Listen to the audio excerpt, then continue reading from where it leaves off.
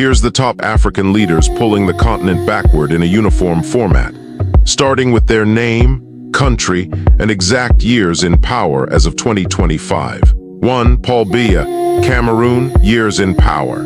43 years, since 1982, governs mostly from abroad, reportedly spends extended time in Switzerland. Faces widespread accusations of electoral fraud, military repression, and neglect of the Anglophone crisis.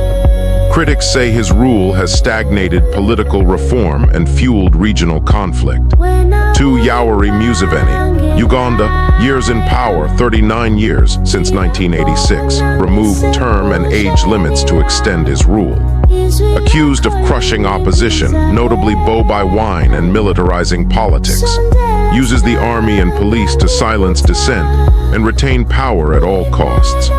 3. Isaias Afwerki, Eritrea, years in power.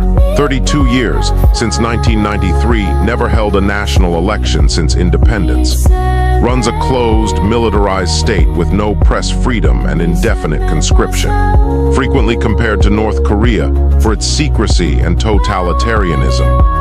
4. Faure Togo, years in power. 20 years, since 2005, took over from his father, who ruled for 38 years, making it 58 years of family rule. Accused of election rigging, police brutality, and dynastic oppression. Protests calling for democratic reform have been violently suppressed. 5. Bola Ahmed Tinubu, Nigeria. Years in power as president. 1 year since 2023, real political control. Over 24 years as a dominant power broker since 1999, elected in Nigeria's most controversial and disputed election since 1999. Blamed for worsening poverty through abrupt subsidy removal, a free-falling naira, and poor economic planning. Accused of appointing loyalists over technocrats, rather than a meritocracy, but more than policy failure, this is continental betrayal. Africa's hopes hang on Nigeria's neck. The continent's largest black-led republic was meant to be a rising superpower, a Pan-African torchbearer. Instead, Nigeria under Tinubu has become a cautionary tale, a nation borrowing from its unborn great-grandchildren just to feed the hungry stomachs of a few today.